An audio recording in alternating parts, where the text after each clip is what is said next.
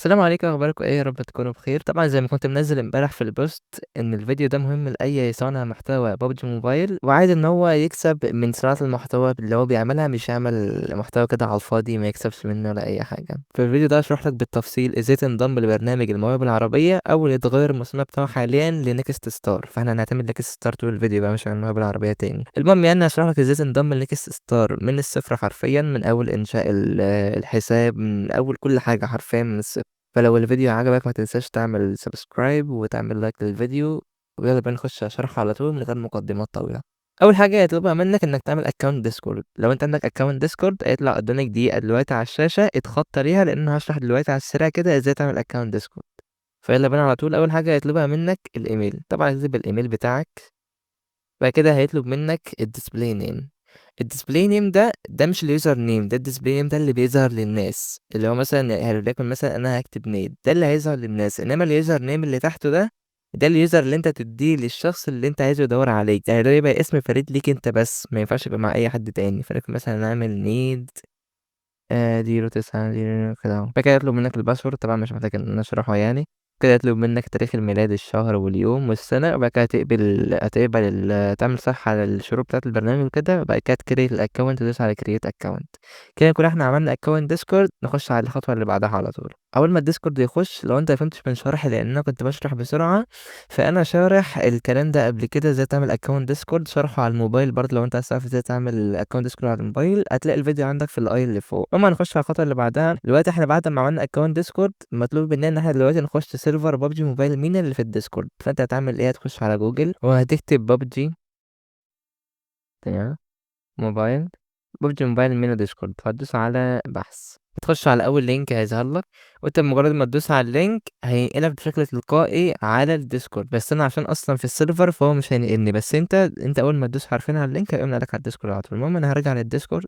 ولما تخش على السيرفر تختار اي قناه قدامك. مثلا هدوس على ببجي موبايل نيوز دي، وهروح على علامة السيرش بار اللي فوق دي، هتكتب فيها كلمة جوين. هتلاقي كلمة لك قناة اللي اسمها جوين نيكست ستار بروجرام. هتدوس عليها وتنزل لتحت عشان يطلع لك الشروط بتاعة البرنامج ويطلع لك اللينك بتاع التقديم. الشروط طبعا دي كلها انا شرحتها في الفيديو اللي فات. فلو انت عايز تعرف الشروط بالتفصيل الممل هتلاقي الفيديو برضه عندك في الاي اللي فوق. لو انت عايز تعرف الشروط وتفاصيلها وكل حاجة روح اتفرج على الفيديو وتعالى. هدوس على اللينك اللي تحت ده، هينقلك على الصفحة دي. مجرد ما تدوس على اللينك فتعمل بس اكسبت وتحول الموقع للغة العربية، او انت براحتك يعني، بس انا هحولها للعربي يعني. المهم هتدوس على كلمة تسجيل دي، هيطلب منك منطقتك. يعني نقول مثلا طبعا انا افريقيا والبلد مصر. كده هيطلب منك تاريخ الميلاد، وتعمل اكسبت على الشروط بتاعة البرنامج وتدوس التالي.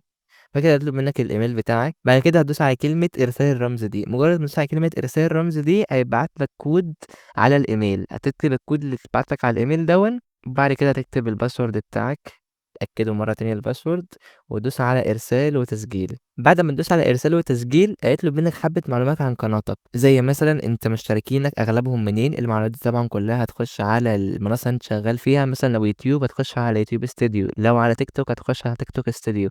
هتخش وتروح للجمهور وتشوف اغلب الجمهور عندك منين. لو من مصر هتقول له افريقيا ومصر، لو من كذا هتقول له، هتكتب يعني عموما الجمهور عندك اغلبه منين. وهيطلب منك انك تربط القناه بتاعتك.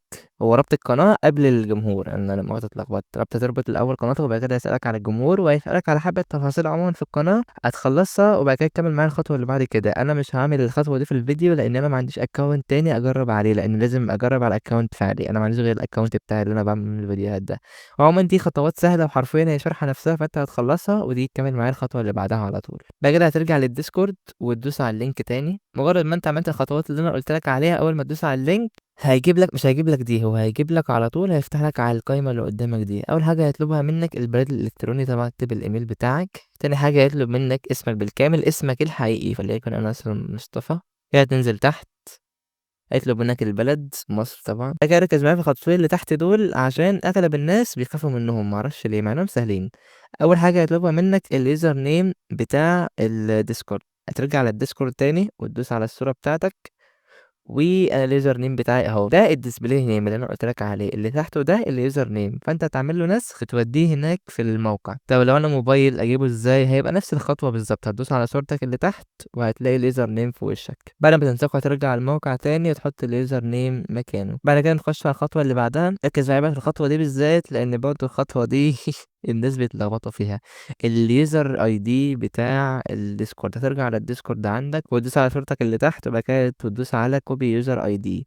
لو ما ظهرتلكش هتدوس على علامة السيتنج دي وتنزل تروح لغاية ادفانسد، يا واحدة اهي ادفانسد اهي، وتفعل الديفلوبر مود دي او خيارات المطور، وهتلاقي ترجع برضو لنفس المكان على صورتك، وهتلاقي عندك كوبي يوزر اي دي كده لازم تطلع لك بعد ما فعلت الادفانسد مود. المهم هتعمل له نسخ وتحطه مكانه هنا هو. طب لو انا موبايل اطلع ازاي اليوزر اي دي ده؟ هتلاقي فيديو شرح لك قدامك ازاي تطلع اليوزر نيم واليوزر اي دي من الموبايل. اتفرج على الفيديو هون ونكمل بعديها الخطوات.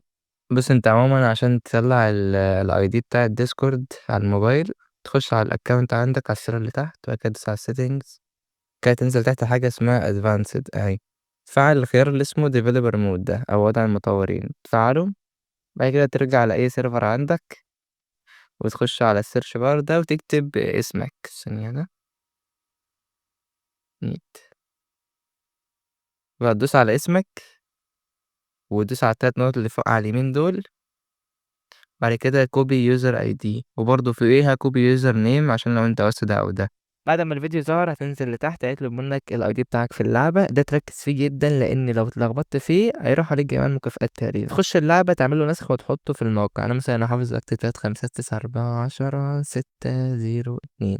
بعد كده هيطلب منك ايه المنصه اللي انت عايز تشتغل عليها، فليكن انا مثلا هختار التيك توك. لو انت اخترت التيك توك اي حاجه تبع اليوتيوب هتطلع لك هتكتب فيها لا يوجد. طب لو انت اخترت اليوتيوب اي حاجه تبع التيك توك عندك هتكتب فيها لا يوجد. يعني مثلا انا مختار تيك توك اهو، في خانه يوتيوب قدامي هكتب فيها ثانيه بس حاول عربي لا يوجد. وهكذا في جميع الحاجات التانية. هما 3 حاجات تقريبا، ادي يوتيوب لا يوجد، وادي يوتيوب لا يوجد.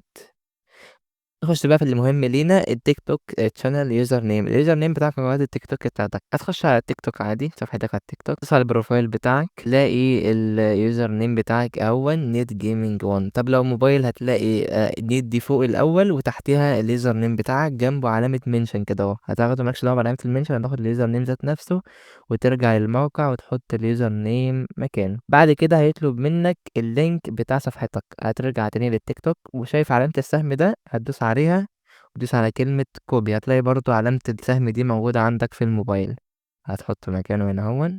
بعد كده هيطلب منك عدد الفولورز اللي عندك في التيك توك. مثلا انا عندي مثلا فليكن 4563، هتكتب العدد بالظبط ولا تزود ولا تقلل. بس كده احنا كده خلصنا جميع الخطوات وهتدوس على تقديم. طيب انا دلوقتي قدمت بقالي فتره ومحدش رد عليا، محدش قال لي انت اتقبلت او لا. هو عموما مفيش مده قبول انت تتقبل فيها، بس لو عدى على طلبك 3 اسابيع هترجع على الديسكورد وتدور على قناه اسمها ايفنت سبورت، تسالهم تقول لهم انا قدمت من حوالي كذا، فانا عايز اعرف هل الطلب اتقبلت ولا اترفضت ولا ايه الدنيا ايه اللي حصل. بس ده تعمله بعد 3 اسابيع، قبل 3 اسابيع محدش هيجاوبك ويقول لك استنى انتظر 3 اسابيع. طب دلوقتي احنا وصلنا لاهم نقطه في الفيديو، ايه الحاجات اللي انا انصحك تعملها عشان تزود احتماليه قبولك في البرنامج. اول حاجه انصحك جدا جدا تعملها ان انت قبل ما تقدم مثلا ب3 ايام او 4 ايام تنتظم في النشر. يعني انا مثلا هقدم بعد بكره او بعد 4 ايام، قدامي 4 ايام انزل كل يوم فيديو او فيديوهين، يعني بحيث ان الريتش بتاع القناه يرجع ما تقدمش والقناه ميته. المهم انا تمام انتظمت في النشر 4 ايام والريتش رجع، هتقوم رايح مقدم قدامك ال3 اسابيع اللي انا بقولك عليهم دول تنتظم فيهم بالنشر، يعني على قد ما تقدر فيديو كل يوم او فيديو يوم بعد يوم. اهم حاجه تنتظم فيهم بالنشر عشان وقت ما قناتك تيجي وقتها للمراجعه تكون قناتك مش ميتة، تكون القناة فيها ريتش وفيها تفاعل وفيها كل حاجة تمام، ويتم ان انت ترفع احتمالية قبولك في البرنامج. وزي ما قلت قبل كده الفيديوهات الدينية ممنوع ان انت تنزل فيديو عليه قرآن او كده او اي حاجة عموما ليها علاقة بالدين، ممنوعة. والله مش حاطط القواعد دي فانا اسف جدا. الاهم حاجة يكون المحتوى خاص بيك انت مش سرقه من حد تاني. برضو قلت الحاجات دي قبل كده في الفيديو اللي انا شرحت فيها المتطلبات المطلوبة في البرنامج. وبس كده نكون وصلنا لنهاية الفيديو، اتمنى اكون فدتك ولو بمعلومة بسيطة. لو عجبك الفيديو تعمل سبسكرايب ولايك، واشوفك في فيديو جاي. السلام عليكم ورحمة الله وبركاته.